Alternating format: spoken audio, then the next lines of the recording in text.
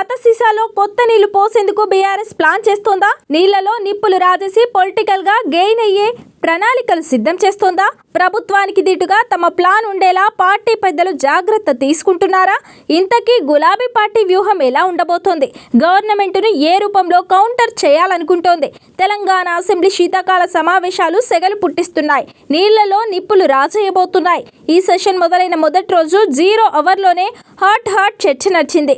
ముఖ్యంగా పాలమూరు రంగారెడ్డి ఎత్తిపోతల ప్రాజెక్టుకు నీటి కేటాయింపుల అంశం మరోసారి షేక్ చేయవచ్చంటున్నారు. గత బీఆర్ఎస్ ప్రభుత్వం వల్లే ప్రాజెక్టుకు నీటి కేటాయింపులు తగ్గాయని అధికార కాంగ్రెస్ అంటుంటే ఇప్పుడు తక్కువ టీఎంసీలకు కాంగ్రెస్ ప్రభుత్వం ఒప్పుకున్నట్టు ఆరోపిస్తోంది బీఆర్ఎస్.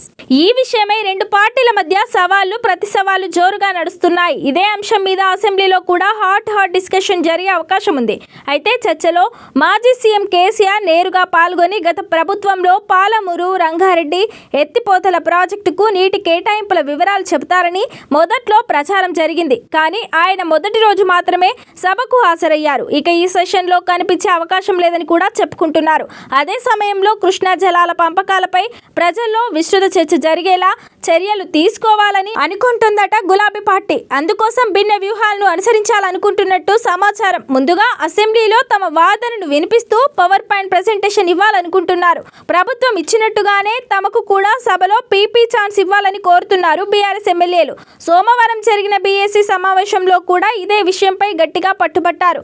అయితే గతంలో బీఆర్ఎస్ అధికారంలో ఉన్నప్పుడు కేవలం ప్రభుత్వమే పవర్ పాయింట్ ప్రెజెంటేషన్ ఇచ్చింది కాబట్టి ఇప్పుడు కూడా అదే జరగవచ్చని, ప్రతిపక్షంలో ఉన్న బీఆర్ఎస్ కు అసెంబ్లీలో పవర్ పాయింట్ ప్రెజెంటేషన్ అవకాశం ఇవ్వకపోవచ్చని అంటున్నారు రాజకీయ విశ్లేషకులు. అప్పట్లో ఇలాంటి సందర్భం వచ్చినప్పుడు కాంగ్రెస్ ఎమ్మెల్యేలు వాకౌట్ చేసి వెళ్లారు. ఇప్పుడు తమ వంతు వచ్చింది కాబట్టి ప్రభుత్వం ఇచ్చే పవర్ పాయింట్ ప్రెజెంటేషన్ చూడకుండా వాకౌట్ చేసి వెళ్లాలా, లేకుంటే సస్పెండ్ అయ్యేదాకా గొడవ చేయాలా అన్న చర్చ జరుగుతోందట గులాబీ వర్గాల్లో.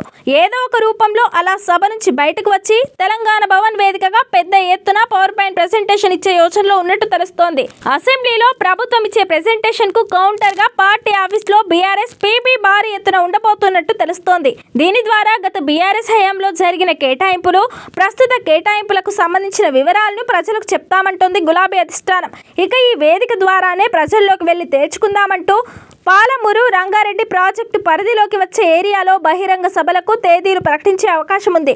అయితే అసెంబ్లీలో మాట్లాడిన ప్రతి మాట ఆన్ రికార్డుగా ఉంటుంది. బయట ఏ కార్యక్రమం చేసినా అది పార్టీ వ్యవహారంగానే మిగిలిపోతుందన్న చర్చ సైతం ఉంది. ఆ సంగతి ఎలా ఉన్నా ప్రభుత్వానికి కౌంటర్ గా తాము ఇవ్వబోయే పవర్ పాయింట్ ప్రెజెంటేషన్ గురించి తెలంగాణ సమాజం మొత్తం మాట్లాడుకునేలా చేయాలన్నది బీఆర్ఎస్ వ్యూహంగా తెలుస్తోంది.